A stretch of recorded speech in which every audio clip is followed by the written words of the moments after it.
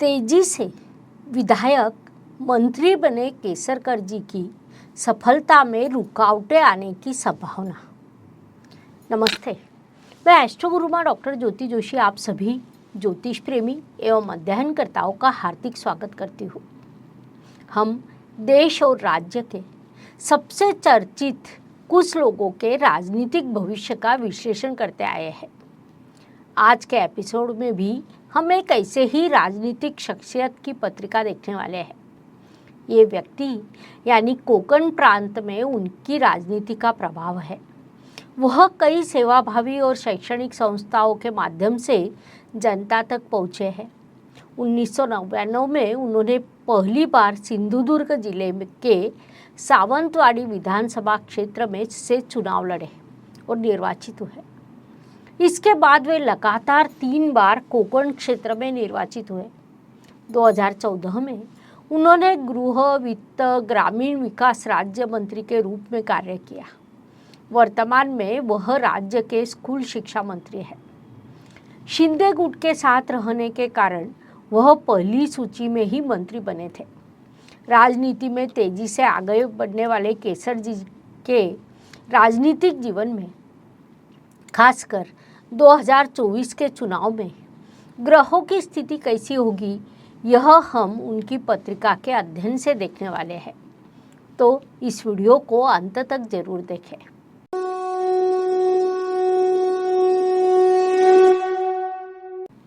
श्रीयुत दीपक केसरकर जी। मूल पत्रिका बड़ी मजबूत है। मूल पत्रिका के ग्रह महादशा में सक्रिय होते हैं और काम करना शुरू करते हैं। जब हम केसरकर जी की पत्रिका का अध्ययन करते हैं तो उनके शुरुआत के दिनों में यानी जब उन्होंने राजनीति में प्रवेश किया था तब शनि और बुध यह दोनों कार्य ग्रहों की महादशा शुरू थी। 2014 से 2021 तक उन्हें केतु ग्रह की महादशा शुरू थी। इस काल में उनकी ज़्यादा तरक्की नहीं हुई। जुलाई 21 में उन्हें शुक्र ग्रह की महादशा शुरू हुई और उनके लिए सही मायने में सफलता के रास्ते खुल गए। जब हम मूल पत्रिका को देखते हैं तो यह मिथुन राशि की पत्रिका है। मिथुन राशि में स्वराशि का बुध, धनेश, चंद्र पंचमेश, व्ययेश, शुक्र तीनों ग्रह विराजमान हैं। साथ में केतु भी है। केतु नीच राशि में होने पर भी मिथुन राशि में है और बुध उस मिथुन राशि का भावाधिपति मजबूत होने के कारण उन्हें केतु के अधिक अशुभ प्रभाव नहीं मिले। फिर भी उनकी केतु की महादशा में ज़्यादा प्रगति नहीं हुई। जब हम केसरकर जी की कुंडली में पंचमेश को देखते हैं, त्रिकोण के स्वामी हमेशा महत्वपूर्ण होते हैं। पहला स्थान, 5वां स्थान और भाग्य स्थान। जब हम इस दृष्टि से देखते हैं तब प्रथम स्थान यानी राशि स्वामी स्वराशि में स्थित है। पंचमेश शुक्र भी राशि में है और उन दोनों से बलवान यानी शनिदेव है जो भाग्येश है और भाग्य के भाग्य में जाकर उच्च हो गए। यानी इस पत्रिका के कारक ग्रह बुध, शुक्र और शनि है। मिथुन राशि में बुध शुक्र की युति हो गई यानी बुध स्वराशि का, शुक्र मित्र राशि का हुआ तथा इन दोनों का शनि के साथ नवपंचम योग है। बुध, शुक्र, शनि और राहु ग्रह मित्र है। इसीलिए राहु ग्रह इस पत्रिका को शुभ फल देने के लिए बाध्य है। कुल मिलाकर केसरकर जी की पत्रिका को देखते हैं तो मूल पत्रिका बड़ी प्रभावशाली है। इसीलिए जब उन्हें सही महादशा मिली तो उनका कर्तृत्व लगातार आगे बढ़ता गया। इसके अलावा इस कुंडली में एक प्रमुख राजयोग यानी गुरु महाराज उच्च राशि में है। मंगल कर्क इस नीच राशि में है। इसे हम नीच भंग राजयोग कहते हैं। सप्तमेश, दशमेश, लाभेश, षष्ठेश ये 4 स्थान मिलकर नीच भंग राजयोग बना है। छठे भाव के स्वामी मंगल के नीच भंग राजयोग में आने से यहाँ शत्रुहंता योग बनता है। सप्तमेश का अर्थ है आम लोग। दशम स्थान आपकी व्यावसायिक सफलता को दर्शाता है और लाभ स्थान यानी आप क्या हासिल करने वाले हैं ये दिशा तय करता है। कुल मिलाकर यह पत्रिका बड़ी मजबूत है। इस पत्रिका में 3 बड़े राजयोग हैं। इन्हीं में सबसे महत्वपूर्ण राजयोग यानी भाग्येश भाग्य के भाग्य स्थान में विराजमान है। एक और महत्वपूर्ण योग है जिसे हम पंचमेश कहते हैं, यानी इस पत्रिका में शुक्रदेव जो कि मिथुन राशि में विराजमान है। शुक्र नवमांश पत्रिका में उच्च राशि में है। जब कोई ग्रह मूल पत्रिका में मित्र राशि में होता है और नवमांश में जाकर उच्च का होता है तो उसकी फल देने की शक्ति बड़ी बढ़ जाती है। विशेष बात है कि उनकी मूल पत्रिका कर्क लग्न की है। शुक्र भाग्य स्थान में मीन राशि में स्थित है। खास बात यह है कि नवमांश पत्रिका में भी भाग्येश भाग्य के भाग्य में गया है। कुल मिलाकर पत्रिका कई मायनों में मजबूत हुई है। अब हम उनकी पत्रिका का अध्ययन अष्टक वर्ग के माध्यम से करने वाले हैं। इससे भी अधिक हम 2024 के सत्ता संघर्ष के अनुसार उनका अध्ययन करने वाले हैं।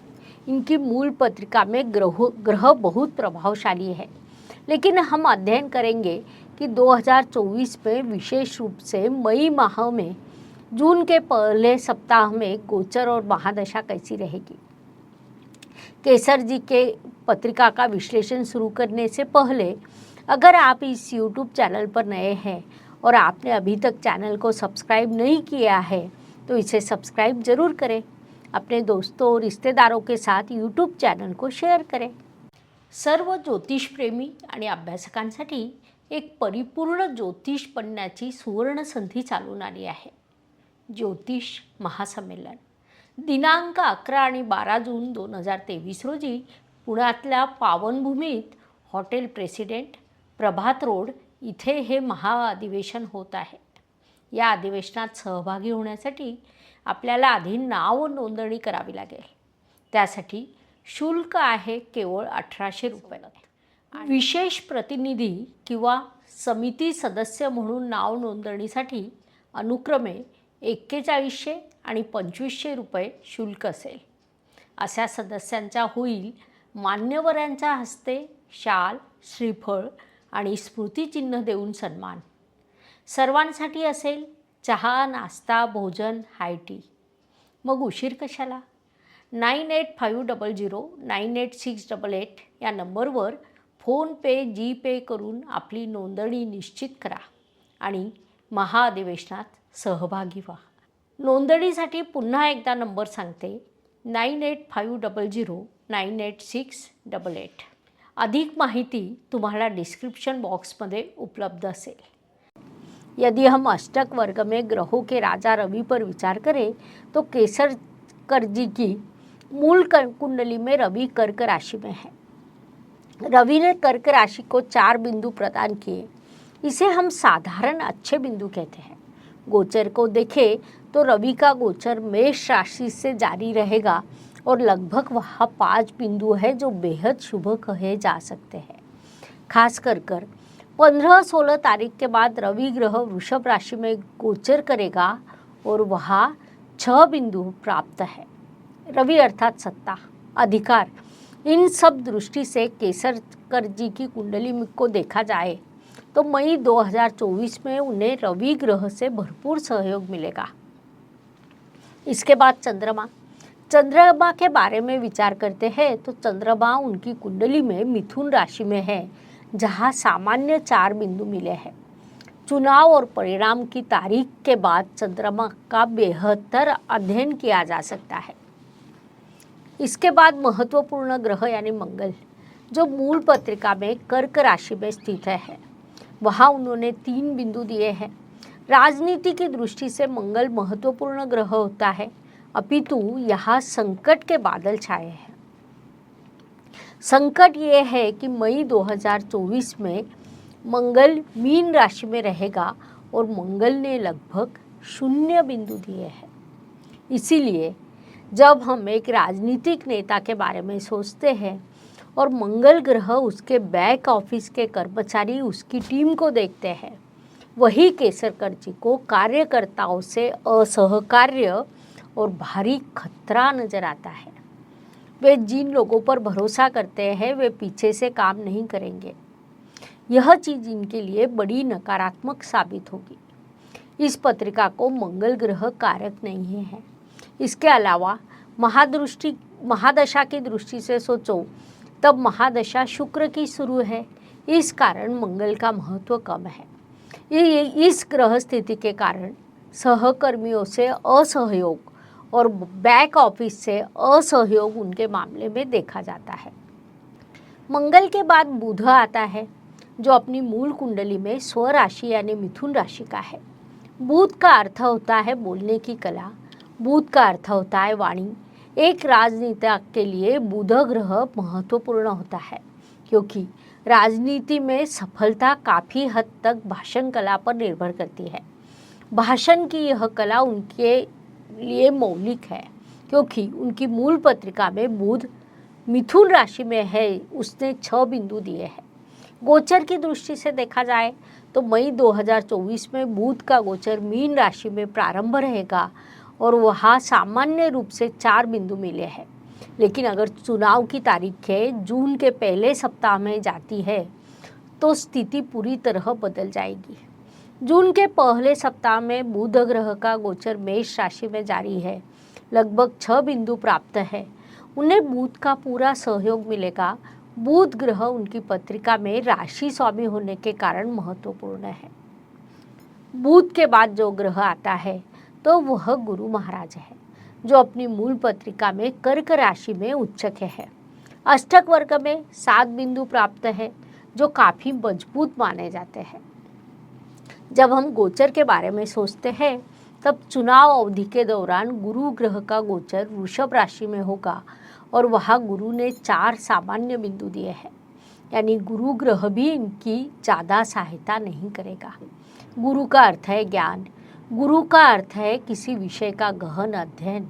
इस बारे में यहाँ न्यूनता दिखाई देती है, लेकिन यह 4 बिंदुओं को अशुभ नहीं कहा जा सकता।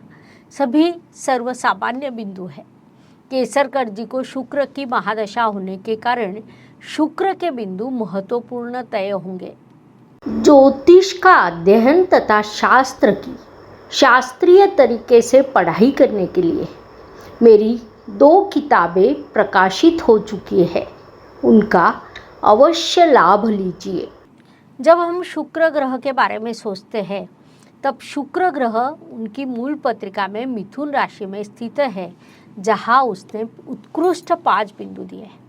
और गोचर सोचो तब शुक्र का गोचर चुनाव काल में मेष राशि से जारी रहेगा और वहाँ भी उसने 5 बिंदु दिए हैं। यह एक सकारात्मक बात है। महादशानाथ वास्तव में पत्रिका के मुख्यमंत्री होते हैं। अन्य ग्रह महादशानाथ के अनुसार कार्य करते हैं। जिस तरह से महादशानाथ उन्हें निर्देश देते हैं, उसी प्रकार अन्य ग्रह कार्य करते हैं। उसी अनुसार शुक्र का महत्व बढ़ जाता है। इसलिए हम लगातार दशा के अनुसार कुंडली का अध्ययन करते हैं। शुक्र के बाद सबसे महत्वपूर्ण ग्रह शनि है। जब हम शनि के बारे में सोचते हैं, शनि उच्च राशि में है, अपनी मूल त्रिकोण में तुला राशि में स्थित है। तुला राशि में शनि देव जी ने 1 बिंदु दिया है। जब गोचर की बात करें तो शनि देव गोचर से कुंभ राशि में स्थित है। शनि का गोचर चुनाव के दौर से अभी से शुरू हो चुका है। दरअसल जब शनि देव कुंभ में चले गए तो केसरकर जी को शनि देव का भरपूर सहयोग मिलता ही दिखाई दिया। वहाँ शनि देव ने 4 बिंदु दिए जिसे हम शुभ मान सकते हैं। अर्थात जब हम इसका एक साथ विश्लेषण करते हैं तो इस ग्रह स्थिति को बुध और गुरु दोनों से कम समर्थन मिलता है। अन्य ग्रहों से अच्छा समर्थन और मंगल से थोड़ा विरोध मिलता है। मंगल ग्रह पत्रिका में अकारक होने के कारण इसके बारे में ज़्यादा सोचने की जरूरत नहीं। अन्य ग्रह सहायक है। इसीलिए दीपक केसरकर जी चुनाव के दौर में सफलता प्राप्त कर सकेंगे, लेकिन उन्हें ज़्यादा सफलता नहीं मिल पाएगी, क्योंकि उन्हें सहकर्मियों से कुछ परेशानी का सामना करना पड़ सकता है। जब हम दशांश पत्रिका देखते हैं तो धनु लग्न है, जो कि टारगेट ओरिएंटेड लग्न भाव में शुक्र और शुक्र की महादशा। तो कुल मिलाकर अधिकार के मामले में, सत्ता के मामले में काफ़ी अच्छी ग्रह स्थिति है। यानी हम आम लोग या लोगों का प्यार का विचार चौथे भाव से करते हैं। वहाँ रवि सत्ता देने वाला ग्रह, क्योंकि चतुर्थेश उच्च राशि का यह ग्रह स्थिति दशांश पत्रिका में है, इसीलिए 2024 में उन्हें अधिकार और सफलता मिलेगी। क्या बड़ी ज़्यादा सफलता मिलेगी? नहीं, क्योंकि मंगल इनके लिए असहयोगी है। बुध और गुरु का सहयोग कम है, सभी ग्रहों का सामान्य सहयोग प्राप्त है, यह भी उतना ही सत्य है। इसी तरह ज्योतिष पर आधारित नए वीडियो देखने के लिए हमारे एस्ट्रो गुरुमा डॉक्टर ज्योति जोशी इस चैनल को सब्सक्राइब, लाइक, शेयर करें। धन्यवाद। शुभम भवतु। जय ज्योतिष। Please like, share and subscribe the channel. और हाँ, बेल आइकॉन दबाना ना भूलें। धन्यवाद।